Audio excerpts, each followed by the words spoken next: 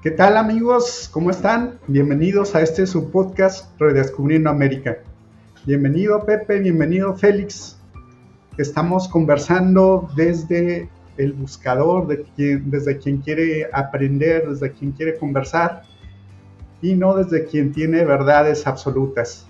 Yo soy Jaime Pacheco, saludándoles desde la lluviosa ciudad de Guadalajara, Jalisco, México. Bienvenidos amigos. Hola amigos, aquí desde el sur de Chile nuevamente, Félix, para compartir con ustedes gratos momentos de intercambio de ideas y opiniones. Un saludo a todos y qué bueno que nos estén viendo y escuchando. Buenas tardes, aquí también desde la ciudad calurosa y soleada de Guadalajara, Jalisco. No sé Jaime dónde estará, pero aquí es un calor endemoniado. Así que si a él le tocó la lluvia, pues, bendito Dios. Ya lo saben, de costa a costa y más allá de nuestras fronteras. A todos los amigos que nos escuchan, que nos han llenado con sus mensajes de retroalimentación y que les he dicho mucho. Aquí se trata de divertirnos y de poder construir o develar lo que somos. Alguien hablaba de la América morena, y si alguien tiene la potestad de la América morena, está claro, nomás vean el color, chulada de maíz prieto. Buena tarde a todos. Buena tarde y bueno, conversamos previamente sobre cómo nos vemos, que es un tema muy amplio, cómo nos vemos como personas, como comunidades y cómo los diálogos que hemos tenido también nos construyen. Y de este tema tan amplio hemos tenido algunos comentarios de nuestros amables escuchas. Gracias a ellos, a Paulo, a Luis, que nos mandaron algunos comentarios y bueno, quisiéramos comentar algunas cuestiones también sobre esto. Gracias. Quisiera retomar el mensaje de Paulo, lo que nos escribe Paulo. Dice, creo que sería interesante relevar el tema de lo fácilmente permeables a las influencias externas que es nuestra América morena. Hablaba hace rato de la América morena. Y en todo sentido, no solo en introyectar fiestas como el Halloween, también en lo político y en lo social. Un saludo y sigan intentando abrir mentes. Muchas gracias, Paulo, por tu comentario. Sí, efectivamente, es parte de lo que tenemos que hablar y también algo de fondo. ¿Qué tanto se requiere tener un sentido de pertenencia o identidad? Yo creo que la aldea cada vez va siendo más grande. Pasamos de tener una aldea a lo mejor en la isla de Chiloé o en Puerto Montt o en Mendoza o en Cali o en Cartagena o en Tuxtla Gutiérrez o en Parral o en la isla del Príncipe Eduardo o Nueva York, a que la aldea se va haciendo el mundo. Entonces, esta parte de la mezcla, que insisto, no tiene por qué ser asimilación, sino integración, habrá que analizarla, como el día de Halloween, por ahí te contesté, no solamente ese día, la propia Navidad, que yo insisto, pues la Navidad, hay dos cosas. Uno, que no podemos decir que es una fiesta nativa, porque pues llega del continente europeo, esa es la Navidad ancestral, pero luego nos vamos a la Navidad que inventó la Coca-Cola, pues mucho menos.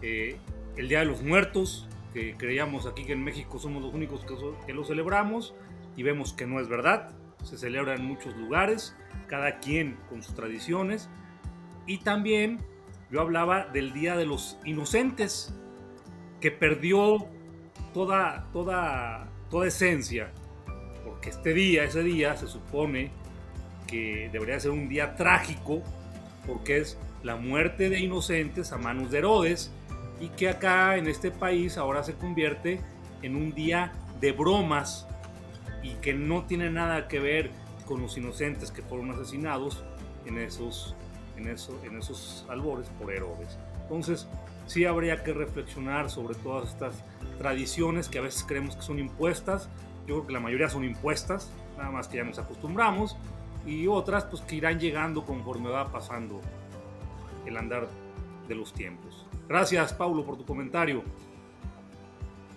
Sí, a mí me gustaría ver lo que nos comentó Luis. Y Pepe estaba hablando de la aldea global, como se la reconoce también ahora. Bueno, Luis nos envió un mensaje en el que dice: revisé el último podcast, el tema de la identidad es cada día más difuso, las migraciones, la globalización nos están llevando a convertirnos en una gran masa con características similares, pero por sobre todo ignorantes, individualistas y consumistas. Esto nos deja vulnerables a caer en el yugo de las transnacionales que, sin ser elegidas, gobiernan por sobre todas las democracias. Me pareció súper interesante lo que él plantea. Yo le respondí: creo que las características fundamentales del humano no distinguen banderas, color de piel, ni por supuesto idioma.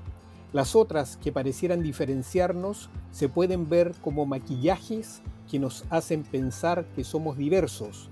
Eso puede explicar una historia repetitiva en términos fundamentales. Luis me responde: preguntas. ¿Cuánto tiempo falta para que seamos solo una gran masa uniforme? Entonces, ¿tendrá sentido hablar de identidad latina o africana o lo que sea? ¿Será que finalmente quedaremos nosotros, la gran masa esclava, y ellos los que dominan? ¿No habrá países ni culturas diferenciables? Y yo le respondo: eso sí que es un tema interesante, Luis. Hay que juntarnos a discutirlo. Le das una connotación negativa y puede que estés equivocado. Ese fue el diálogo que mantuvimos. Y hoy vamos a tocar un poco también de eso, y también Pepe habló algo de eso cuando habla de la aldea global. En cierta manera nos preparan de tal forma la sociedad para que asumamos ciertas condiciones y ciertas características que las hacemos propias y las defendemos. Entonces se nos hace difícil pensar que las tradiciones podrían desaparecer, porque para nosotros las tradiciones tienen valor. Y por supuesto, no podemos negar que lo tienen. Nos conformaron, fueron el sustento, una base en la que se posó lo que somos ahora, de ahí partimos. Entonces, bajo esa perspectiva sí. Pero es evidente también que las sociedades evolucionan, y en ese proceso evolutivo tal vez ya no son las mismas, y eso es lo que sería interesante analizar, porque evidentemente en todos los países vamos a encontrar fanáticos nacionalistas, y a lo mejor en el otro extremo gente que no le interesa absolutamente nada de lo que es el nacionalismo. Esos dos extremos tal vez podríamos concertarlos en un punto en común. Quién sabe si es factible. Pero de ese planteamiento que hace Luis podría salir un podcast muy interesante, y yo creo que en algún minuto vamos a tener que tenerlo en consideración. Claro que sí. Sí, me permiten, Pepe. Yo quería comentar que en mi experiencia de haber estado en tantas comunidades mexicanas, creo que afortunadamente todavía hay miles de personas y millones, creo, en el mundo que no tienen nada que ver con nosotros, por su cultura, por su religión, por su idioma, no sé qué tanto, China, India, incluso algunas comunidades originarias de América, podamos verlos ya como algo muy parecido a nosotros. Creo que afortunadamente en nuestro tiempo todavía es una diversidad enorme de pensamientos, cosmovisiones que tiene el ser humano, y que bueno, la globalización o esta idea de que cada vez estamos más cerca o que contamos con tecnologías de la información, nos permite conocerlas, enriquecernos con ellas y también un poco parecernos un poco más entre todos, pero creo que aún estamos bastante lejos de algo como lo que plantea Luis. Agradezco los comentarios y perdón la interrupción, Pepe. No, está bien, pero a ver, la tecnología no abona, yo creo que al contrario, desabona en el tema de esta ignorancia masiva de la que habla Luis. Y yo sí le quiero decir a Luis, no sé si está equivocado o está acertado, pero esta gran masa, ¿cuándo va a llegar? Siempre ha existido. O sea, la tecnología no nos hizo más, o más bien no nos hizo menos ignorantes, al contrario. Simple y llanamente, no es de ahora. Vámonos un poquito atrás, antes de que tuviéramos esto, la internet. Yo te apuesto, Luis, supongo que eres de Chile, que la televisión chilena es casi tan mala como la mexicana. ¿Y en México qué veíamos? Novelas que tenían por nombre Los ricos también lloran. Y era el pinche drama y nos conmovíamos, pero abonaba a la ignorancia total. La y de ahí, sufriste, mi Pepe. No, claro, y tú veías a la Verónica Castro y a la Lucía Méndez, güey, y mordías la sábana, güey, la almohada. Es que ¿por qué le hacen eso a mi Verónica? Pero lo peor es que, iba a decir evolucionamos, no, involucionamos, porque de ahí pasamos a programas asquerosos del Perú, perdón por los amigos peruanos, pero como esta Laura de América, ¿qué pasa el condenado? O sea, por Dios santo, o sea, ¿y por qué tenían éxito? Porque ahí está toda la bola de güeyes viéndolos, disfrutándolos. O sea, ¿cómo pueden disfrutar, con todo respeto, esas cosas? ¿Será, perdón que lo diga, que uno creció, en mi caso tuve la fortuna de crecer con un programa de Carl Sagan que se llamaba Cosmos? Fíjense a qué nivel llega Cosmos. Evidentemente a nosotros nos llegaba ya a Carl Sagan hablando en español, castellano, y un día estando en Estados Unidos veo el programa y digo, ¡ajá! ¡No manches! Y lo pongo, y entonces Carl Sagan hablaba en su idioma nativo. No me cuadraba. Cuando yo decía, qué güey, pues es el idioma que hablaba, pero yo lo viví hablando en español, pero yo crecí con eso. Y después me tocó, ya más grandecito, pero todos esos canales buenísimos, del Animal Planet, del National Geographic. Después el History empezó bien, pero yo cuando empezó a sacar con sus mamufadas de los extraterrestres y que las pirámides, y que ya valió madre, la verdad. Pero también se tuvo que convertir en eso para que lo vieran. Porque cuando hacía cosas serias, nadie las veía, entonces tuvo que sacar que las pirámides le hicieron los extraterrestres. Que cada mafufada, que tú ahí tienes a la gente. Oh, ya ves que sí, siempre han estado aquí con nosotros los extraterrestres. Hombre, no están, para que estén tranquilos. Ni van a estar. La cultura supeditada a la venta, ¿no? Claro, es que es eso. A ver, también decían eso del consumismo. A ver, el consumismo, toda la maldita historia del ser humano ha existido. Consumimos desde agua de Jamaica, hasta sexo. Consumimos literatura. Bueno, aquí hay un baboso, el que hizo los libros de textos gratuitos en este país, el imbécil de Marx Arriaga, hasta del nombre tiene imbécil, decía que leer es un placer capitalista. O sea, a esos niveles de imbecilidad podemos llegar de ignorancia. Ahora, aquí el tema es cuando un ignorante está en el poder. Entonces desquicia a un país y vuelve a todos locos. Oye, Pepe, pero mira, bueno, como todos siempre hablamos, no estamos saliendo del tema, Jaime nos va a tirar la oreja porque él está moderando hoy día. Es verdad que todos hablamos de nuestra experiencia, pero si tú hablas de Laura de América, algo así, ¿cierto? El programa ese, que creo que acá en Chile sacaron similares, o sea, igual... ¡Tú lo veías, hombre! Una vieja que es como abogada y que llega gente y Bueno, pero tú hablas también de los canales Discovery, National Geographic y todo. Y no sé en México, pero en Chile esos son canales del TV cable, de la televisión no abierta, de la televisión de pago. Entonces, claro, tú tuviste la oportunidad en esos años, porque además estábamos hablando de tiempos pasados en los que el poder adquisitivo era distinto y eso acceder a la televisión de pago era más caro todavía. Entonces tú tuviste, como en un podcast anterior te dijo Jaime, la fortuna, que es verdad, digamos, de tener acceso a eso. Y tal vez a eso se refería ese personaje que tú consideras que es un gilipollas, que es el que hablaba de que la lectura es un placer capitalista.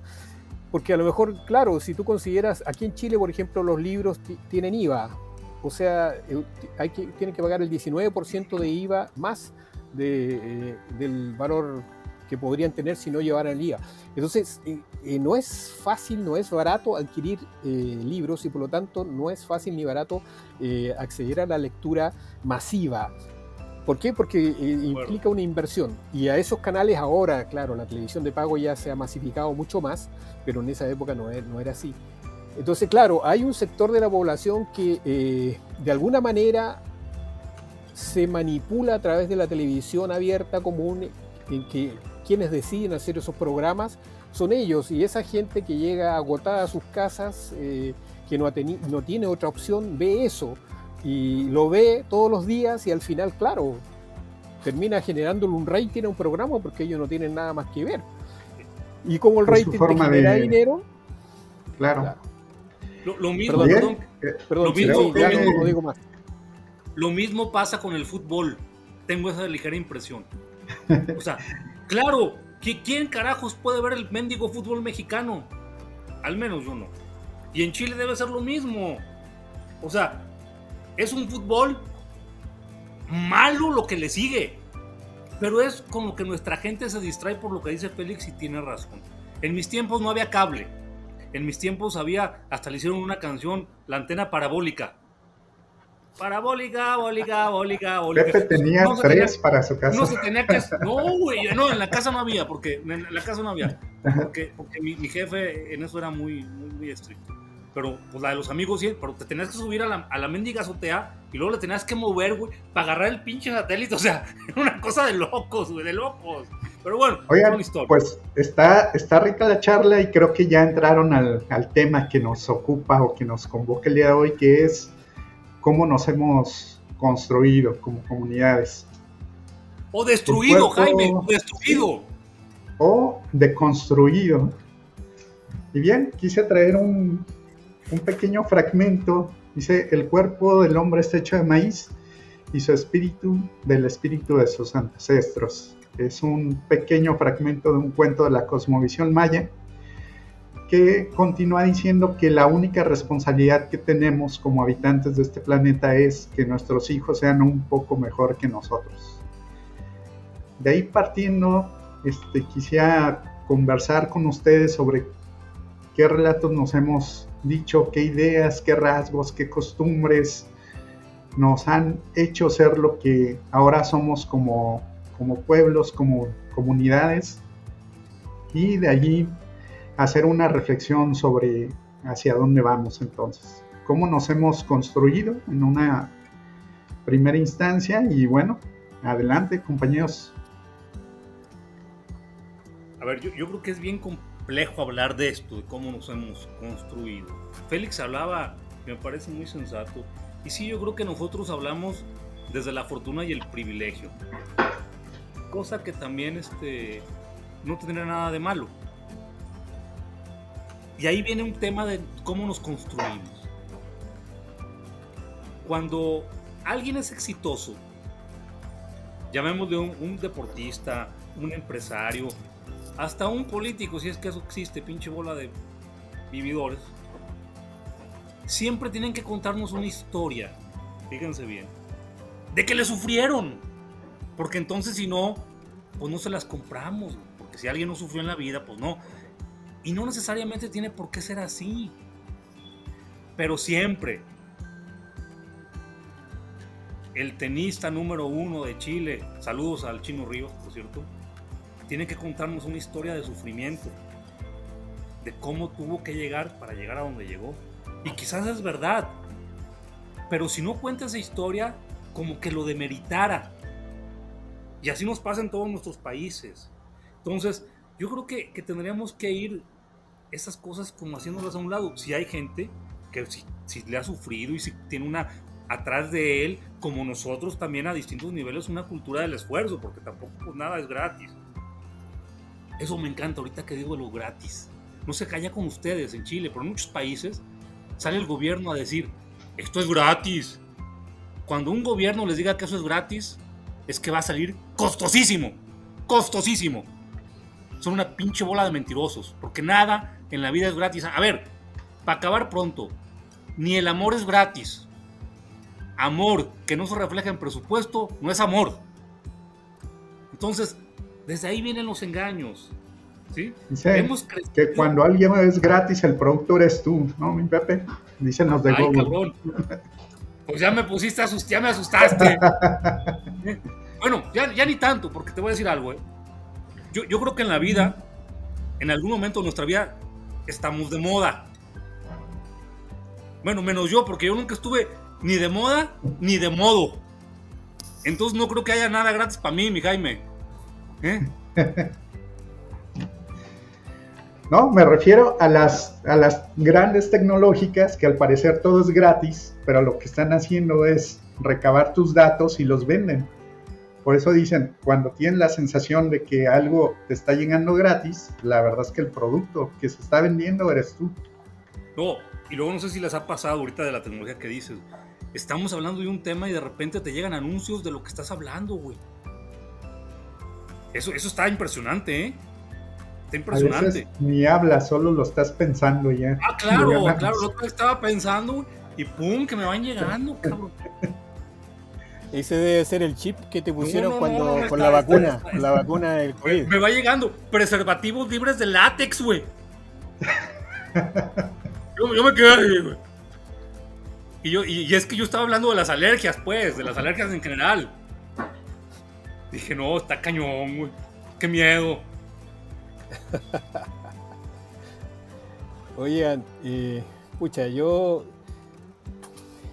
me puse un poco serio tal vez con el tema, espero no importunarlos, pero es la única manera que encontré de cómo expresar en parte lo que pienso sobre este tema de cómo nos hemos constituido como comunidades. Y traté de desglosarla desde un principio, partiendo por ver primero qué entendemos por comunidad. Comunidad, una palabra latina que viene de comunitas y que está definida como la cualidad de común. Esto es importante porque lo vamos a retomar, cualidad de común. O un conjunto de personas que viven juntos, que tienen los mismos intereses o que viven bajo las mismas reglas. Así definimos lo que es una comunidad. Y ahí nos aparece ese otro interesante término que les acabo de decir, que es común, cuyo significado es que pertenece a todas las personas o se manifiesta en todas ellas. Eso es lo común. O sea, la aldea global en el fondo, es de todos. Y que en algunos casos se tergiversa porque pareciera ser que si es del fisco, como se dice acá, es del fisco, hay que maltratarlo. Si es comunitario, no importa, los bancos de la plaza, lo que sea, donde estés, se pueden romper porque es algo común. Pero de esa pertenencia que habla la definición, que pertenece a todas las personas o se manifiesta en todas ellas, esa pertenencia o manifestación en todos, contrariamente a lo que pudiésemos creer, le da un carácter peyorativo a la palabra, de pérdida de valor. Y aquí surge algo que podríamos considerar, pienso yo, como una lucha entre el individuo y la comunidad. El individuo que intenta demarcarse del grupo, desmarcarse del grupo, de ser diferente, sobresalir, no ser común. Ahí hay una contradicción cuando nos inculcan por medio de la educación a sobresalir, acto que en sí lleva a la competencia y al mismo tiempo nos piden que vivamos en comunidad. Desde niños luchamos en la búsqueda de un equilibrio que solo nos puede dar el sentido común, que se define como, y escuchen bien por favor, la capacidad para juzgar razonablemente las situaciones de la vida cotidiana y decidir con acierto. Tal vez por eso es que se dice que el sentido común es el menos común de los sentidos. Esto es una contradicción per se, pero la contradicción a la que he aludido al principio, antes de esta, es el fundamento de la sociedad actual, la gran comunidad que nos acoge.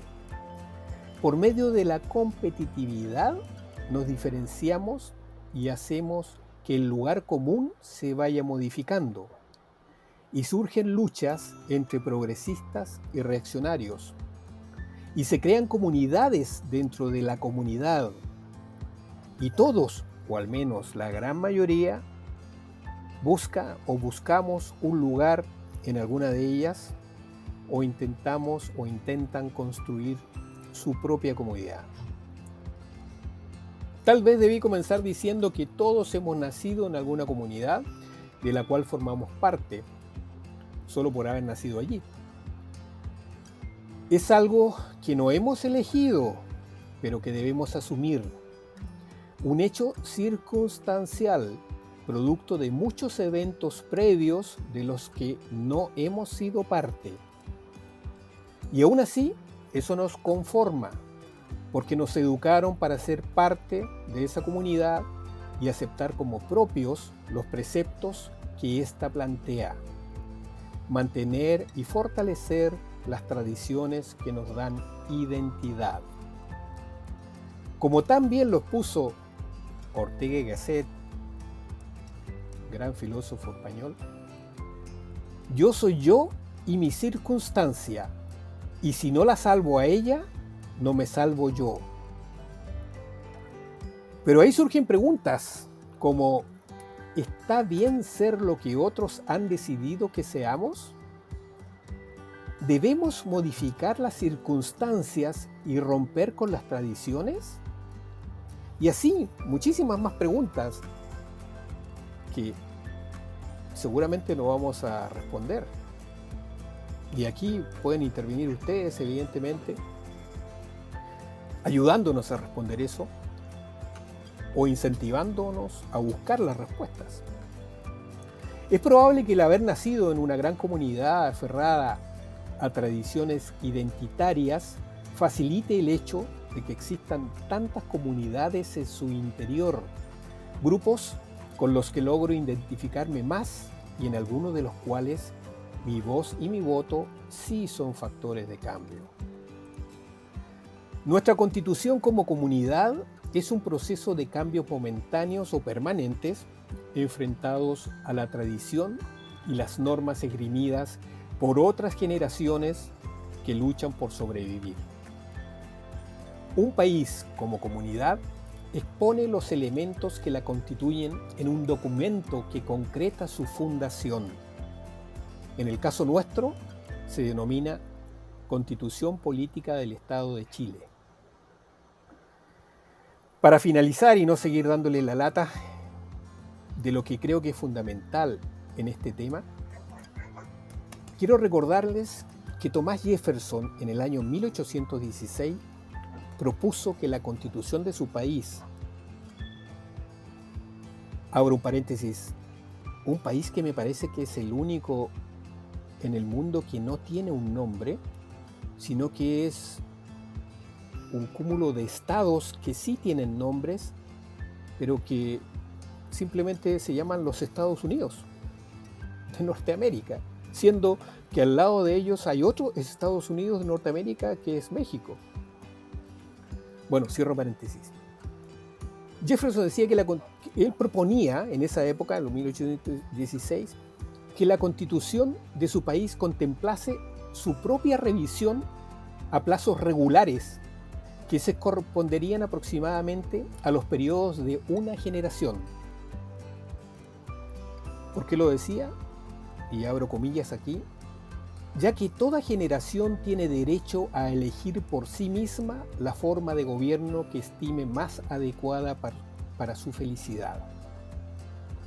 Añado de esta manera otro tema para debatir, considerando que nosotros, los chilenos como país, a través de un movimiento social fuerte, tal vez en algunos momentos violento, y ahí estoy en desacuerdo, logró precisamente generar un proceso constituyente que lamentablemente se vició, pero que generó muchas expectativas y mucha fe en un gran porcentaje de la población de que esto era el momento para hacer algo propio y definir cuál era el país que queríamos. Amigos, hasta aquí mi reflexión.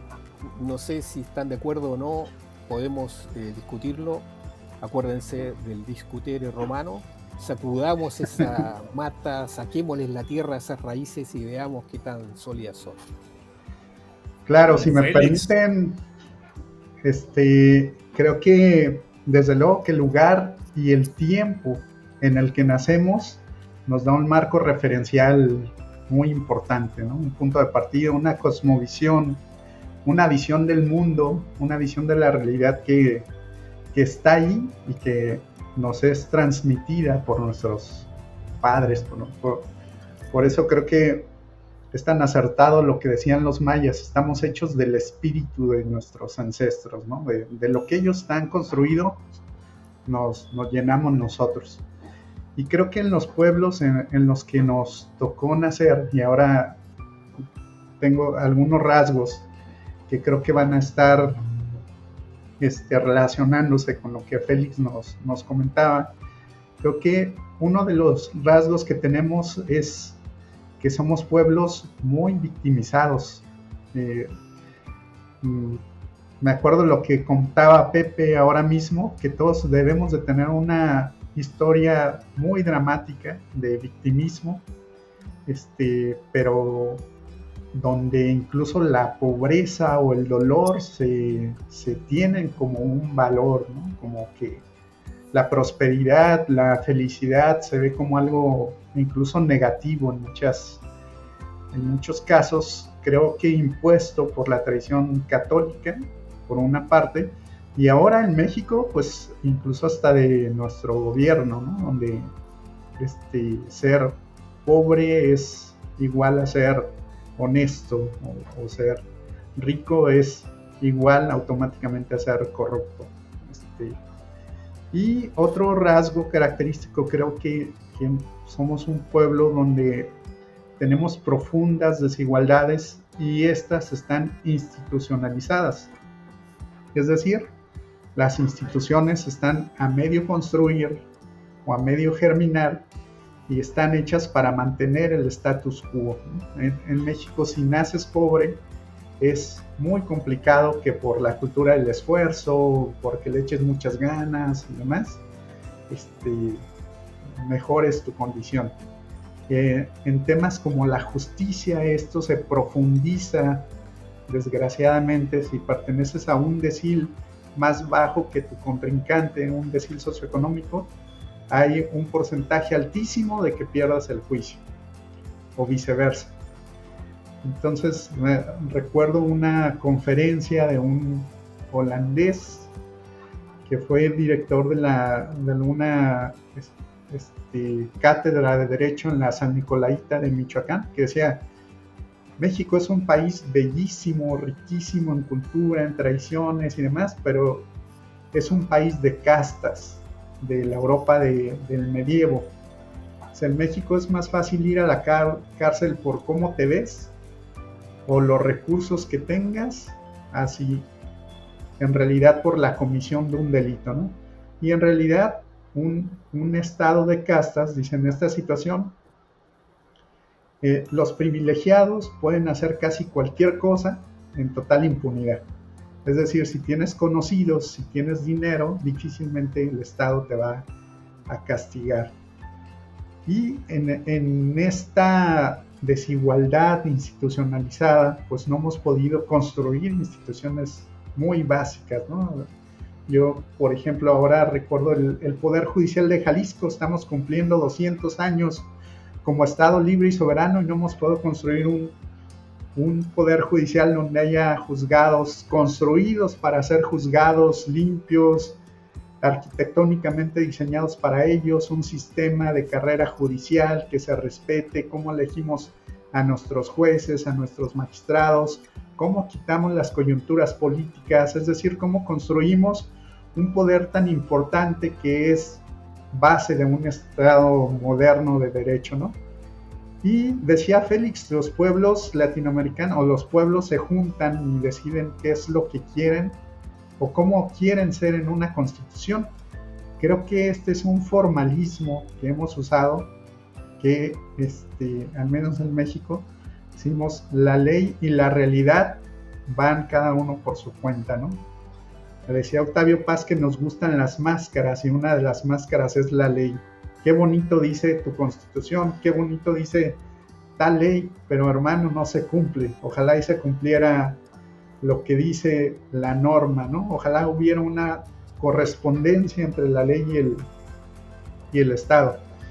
Y en conjunción, o un elemento que cohesiona todo esto es cómo nos reímos de nosotros mismos, el humor que hemos generado a partir del dolor, a partir de las historias de sufrimiento, a partir de todo esto.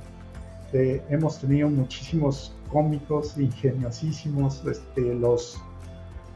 los caricaturistas en México, en Latinoamérica han sido muy buenos, y creo que este relato y estas características nos han atorado históricamente y estamos dando vueltas en círculo a hacer lo mismo, ¿no?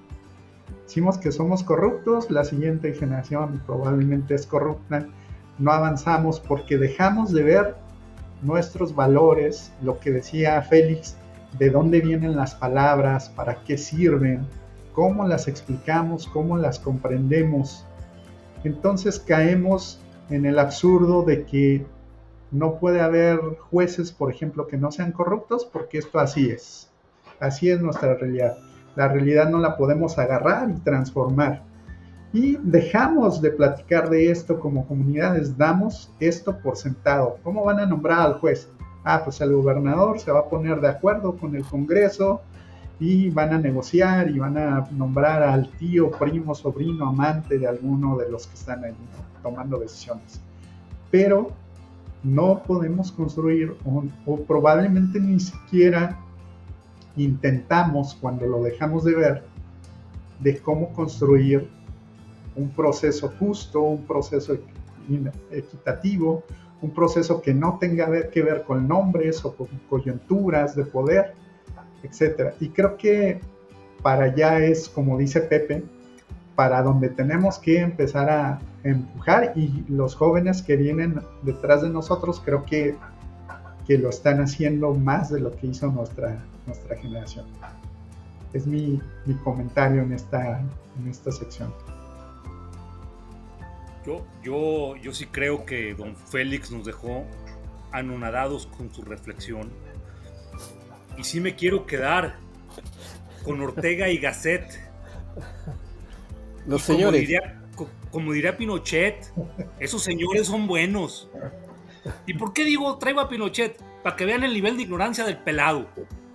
Pero no solamente contento con su pinche ignorancia, fue capaz, el mendigo viejo, de poner a su hija de ministra de Cultura. Por Dios santo, señor mío.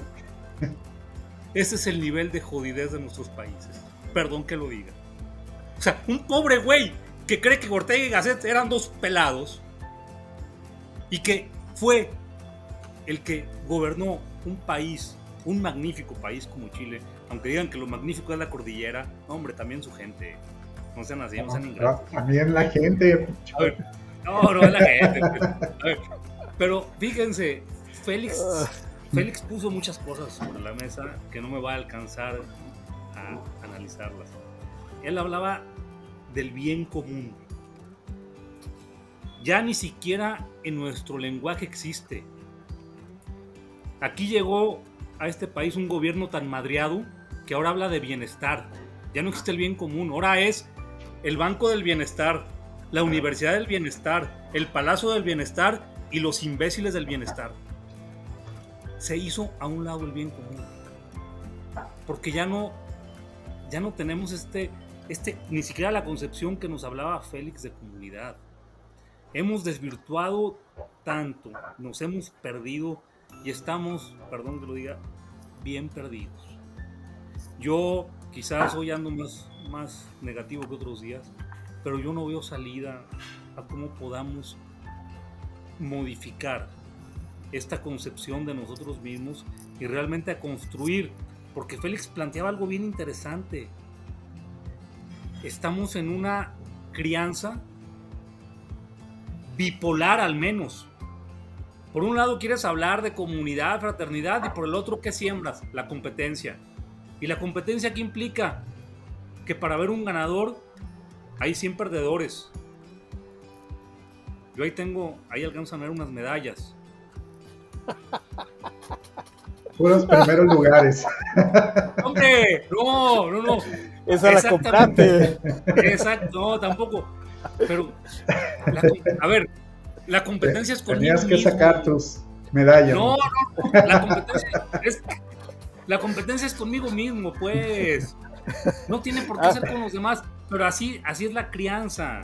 Así es la crianza. Es una, como decía Félix, o sea, ¿dónde vamos a encontrar el equilibrio en esta pinche bipolaridad en la que estamos siendo criados, en las que criamos también a nuestros hijos? O sea, en la escuela es competencia. Sí, una competencia así sea violenta, pero el resultado es ganar o tener para comprar, ¿no?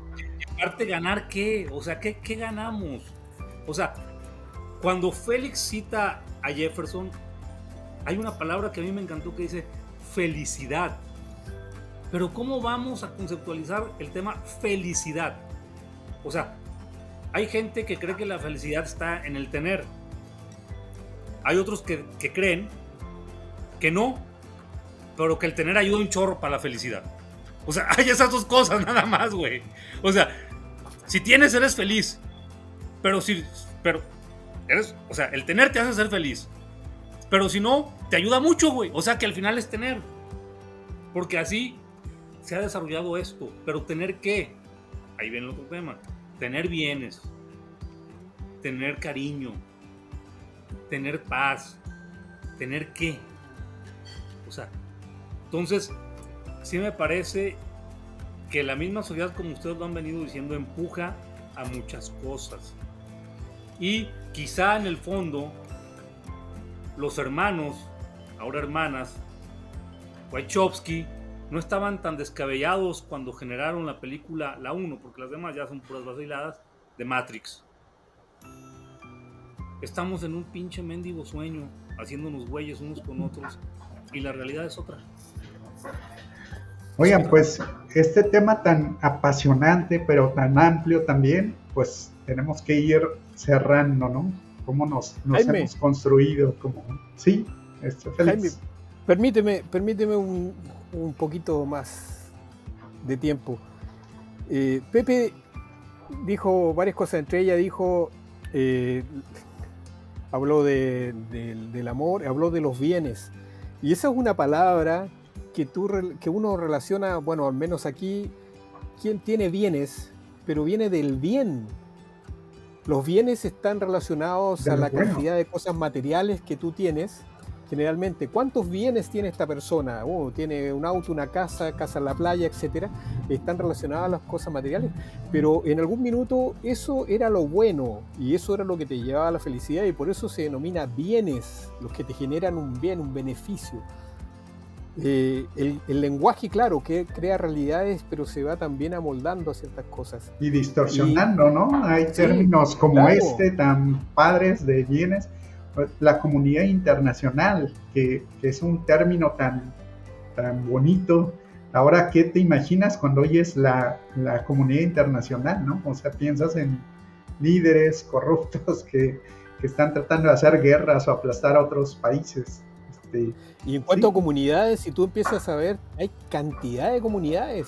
Estaba viendo en los mismos temas de los podcasts, pones comunidades, te aparecen cantidad de comunidades. La mayor parte son comunidades religiosas de distintos sesgos, pero hay de todo tipo y son comunidades y que generan pequeños grupos igual. Y el tema de la competencia, que también hablamos allí, es algo que nos inculcan desde pequeños. Yo recuerdo, yo estudié en una ciudad chica en el extremo sur de Chile, Punta Arenas, y ahí habían, con los curas salesianos, habían 2 cursos, o sea, 2 segundos básicos, 2 terceros básicos, la primaria que le dicen ustedes, 2 cuartos, quintos, etc. El único curso que fue uno solo fue el primero básico, que tengo un gran recuerdo de ese profesor, que evidentemente ya no vive. Pero siempre existía la competencia dentro del curso de las notas, quién tiene las mejores evaluaciones o calificaciones, de los que se expresan mejor, que pueden pasar adelante a hablar, etc. Los mismos grupos internos, pero después existe la otra competencia que te enfrentan un curso o una clase o un salón con el otro salón o la otra clase con el otro curso, el A contra el B. Y después es este colegio contra este otro colegio. Y después es esta ciudad contra esta otra ciudad. Y después esta región contra esta compitiendo. Y después este país contra este otro país. Y así seguimos, ¿no? Y después llegamos al tema de que la guerra de las galaxias es el planeta Tierra, ¿no? Contra el universo, contra los extraterrestres que siempre vienen con la visión de que era apoderarse. Oye, Félix, y ahí hay un proceso de cómo se distorsiona algo que debería de apasionarte, gustarte y disfrutarte. Se vuelve algo estresante que tienes que medirte y ganar contra otros, que genera expectativas para tus padres, para tus maestros y para ti mismo. Pero a ver, aquí hay algo bien grave, bueno, no grave. Estamos hablando de salesianos. Hablemos de salesianos, jesuitas y maristas. Que si algo entienden es de educación. Imagínense en lo público. En teoría, claro, a ver, yo estudié igual que Félix, yo estudié en una escuela de hombres blancos. Y lo digo porque el otro día estaba haciendo un repaso, y digo de hombres blancos porque cuando yo estudié con los jesuitas, en el colegio, en mi salón, habíamos, si acaso, 2 prietos, todos los demás eran blancos. Desde ahí se notaba una gran diferencia, cosa que conmigo nunca hicieron. Yo les bueno, sí me choteaban por el color, pero realmente nunca me sentí discriminado. Pero fíjense lo que dice Félix. Era, exacto, dentro del salón, luego el salón, entre salones, y luego entre escuelas. Cuando yo estudiaba, hace ya mucho tiempo, te alentaban en las porras, que después yo me volví porrista nato, y entonces ibas al Cervantes, y la porra era, no se asusten ni se espanten, son los jotos del Cervantes. O sea, esa era la porra. Y luego los güeyes durante muchos años no sabían qué responder. Y entonces ya después alguien les armó la porra y entonces ellos ya respondían, no se asusten, están de luto, son los jotos del instituto. Y al final terminamos todos siendo jotos, güey. Cosa que ahora ya no se puede decir. Y ya, a ver. Define joto.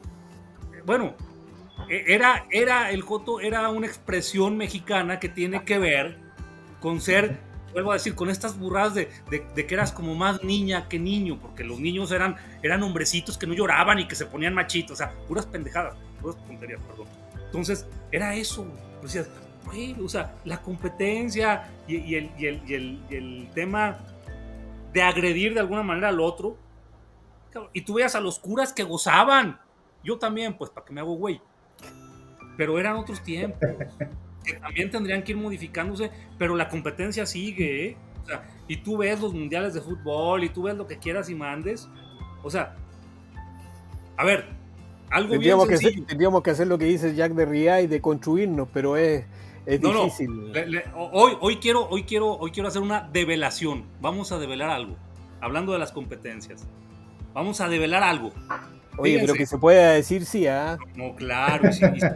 Bueno, a ver, menores de edad aquí escuchando. Y si no me ponen, como en los 80s aquí en México, cuando se escuchaba la canción de los hombres G de Sufre Mamón, cuando decía sufre, le ponían a esos niveles de imbecilidad llegábamos. Pero espera, bueno, antes de que digas lo que tienes que decir, que parece que es importante. Sí, es importante, dilo. Muy bueno, a ver, del Estadio Jalisco al mundo. Fíjense, algunos conocen el tango en los barrios de Buenos Aires, de Asunción. Otros conocen el tango por la película Perfume de Mujer y mi alter ego Al Pacino. Está bien, eso es lo de menos, cómo conozcan el tango. Porque volver con la frente marchita y 20 años no es nada. Resulta que durante décadas, si no es que siglos, los uruguayos y los argentinos se peleaban por la patria potestad del rey del tango, Carlos Gardel. Y aparte gozaban porque genio. El uruguayo decía que le encantaba el tango porque sabía que cada vez que escuchaba un tango al menos un argentino sufría. Y eso ya era el gozo para el uruguayo. Y al revés. Y entonces la develación viene aquí. Vamos a quitar el velo. Después de décadas de investigación, resultó que Carlos Gardel ni argentino ni uruguayo. Oh, ¿de dónde es? El mexicano. Francés. El pelado francés. No. El pelado Vas a decir que es chileno. No, es francés. Pero ¿sabes quién sí era mexicano, güey? Y que siempre lo negó el mendigo. Un babas llamado Tomás Alva Edison. Era mexicano. Siempre lo negó el mendigo, pero era mexicano. Para el caso ni sirve, güey.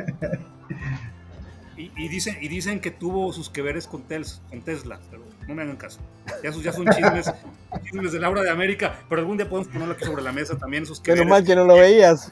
Y esas cartas prohibidas que tenían entre ellos, y ese amor que creían, pero eso ya será para otro programa. Bien, pues vamos cerrando. Ha sido una conversación muy grata para mí. He aprendido mucho de lo expuesto por ustedes. Me gustaría ir cerrando esta conversación de qué sigue, qué hay para adelante en nuestras comunidades, cómo vamos a influir o cómo estamos influyendo en lo que viene, ¿no? Si estamos en una inercia muy parecida a lo que nosotros vivimos de niños, o ven algún cambio, alguna transformación en adelante. Sí, oye, antes de despedirnos, nuevamente una pequeña cosa. Se dan cuenta de lo que hemos dicho y Pepe habló en una postura casi nihilista o existencialista atea de que no le ve una salida a esto. Y a mí me pasa algo muy similar, que cuando empiezo a pensar este tipo de cosas, analizarlas y busco información, no veo por dónde puede salir esto, si es que no explota de adentro y destruye el sistema que ya está formado de cierta manera.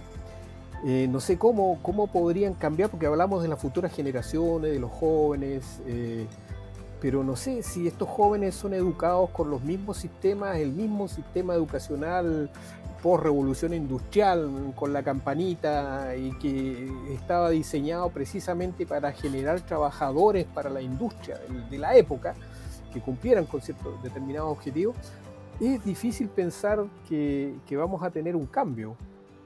Entonces, la verdad es que también me pongo en una postura nihilista y de pensar que a lo mejor estamos en un embudo y que no podemos salir de él. Esta es una espiral que da vueltas, y pareciera ser que no nos lleva a ninguna posibilidad de liberación o de cambio, que en el fondo sería el ideal.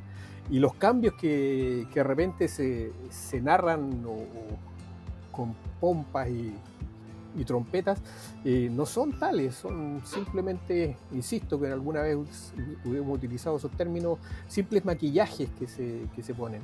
Por eso yo decía también en una parte allí el tema de que el hombre en sí, con lo que hablaba con Luis, con los comentarios que hizo, el hombre en sí tal vez es el mismo hombre en todos lados, este ser humano con los sentimientos del hombre, el sufrimiento del hombre, es el mismo en todas partes. Pero hay diversos maquillajes que pareciera que nos diferencian, pero no son nada más que maquillajes. Y de ahí nos amarramos del término de persona, las personas. ¿De dónde viene el término persona? La palabra persona, del latín personare, que significa ¿qué? Máscara.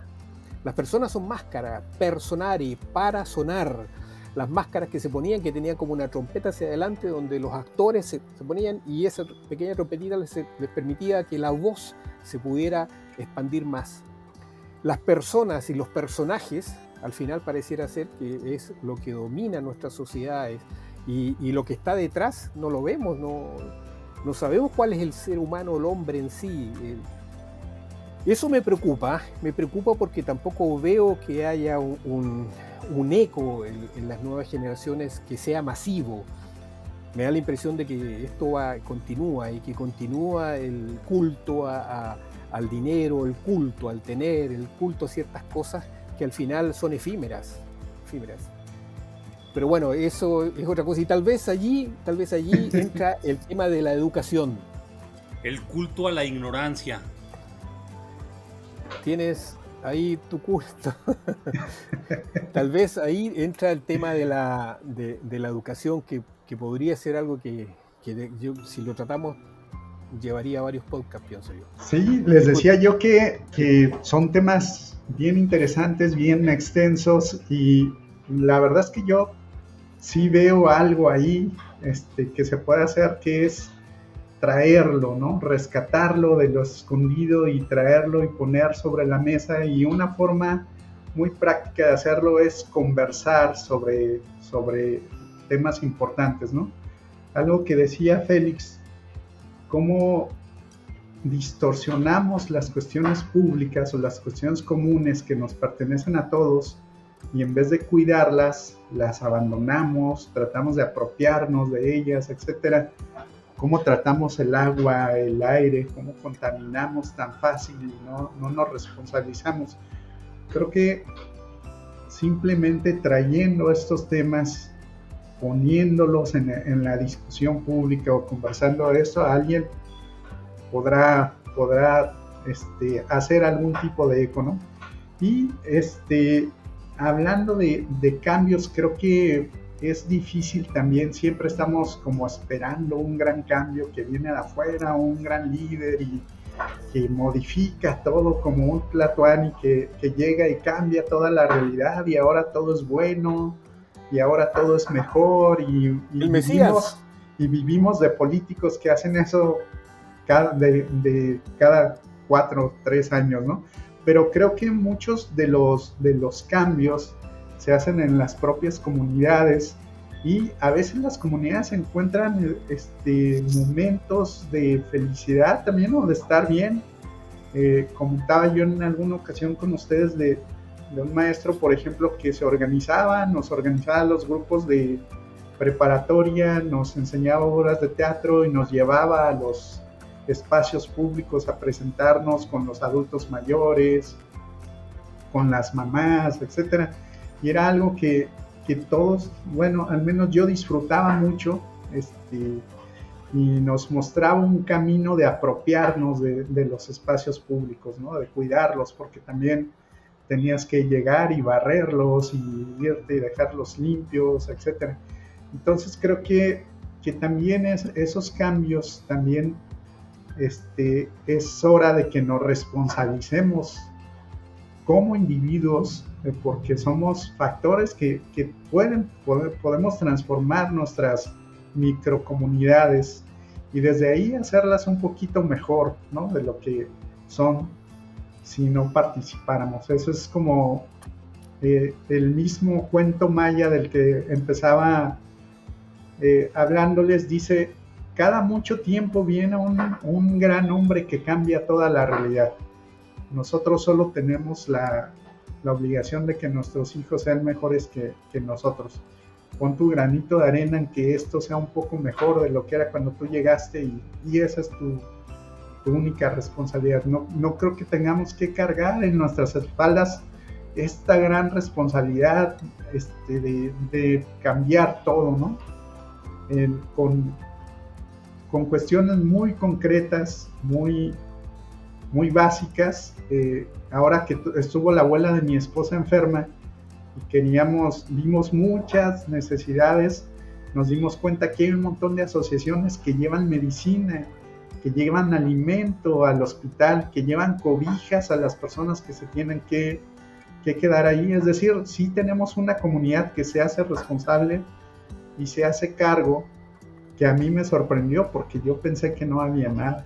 Y yo creo que ellos hacen una gran diferencia en la vida de un montón de personas que de otra forma pasarían frío, pasarían mucha hambre o simplemente no tendrían para comprar medicamentos, por ejemplo, para sus enfermos. Pues muy Pepe, bien. para concluir, porque ya nos fuimos de largo. Mi conclusión es que no hay conclusión, que hay muchas cosas por abordar. Los temas siempre se nos extienden demasiado, pero sí vale la pena que reflexionemos acerca de lo que estamos construyendo, de lo que queremos construir. Y pues quedan, por ejemplo, el tema de la inteligencia artificial. Muchos se asustan. No va a pasar nada, hombre. Vamos a seguir igual de güeyes. No nos va a ayudar nada. Y como ese hay muchos temas. Entonces, pues yo aquí le dejo. Y pues hasta la próxima. Chao, amigos. Muchas gracias. Un placer platicar y saludos a todos en los países de América Latina. Háganos sus comentarios, por favor. Sí, coméntenos. Dennos ideas. Adiós.